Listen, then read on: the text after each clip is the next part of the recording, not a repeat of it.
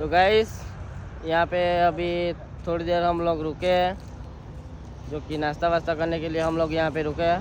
तो हम लोग ने बनाई है मैगी, यहाँ पे हम लोग ने बनाई है मैगी। देखो आप खेत में कितना अच्छी जगह है, यहाँ पे कपास का है, ये यहाँ पे कपास है और ये छाँव देखो पूरा मस्त है।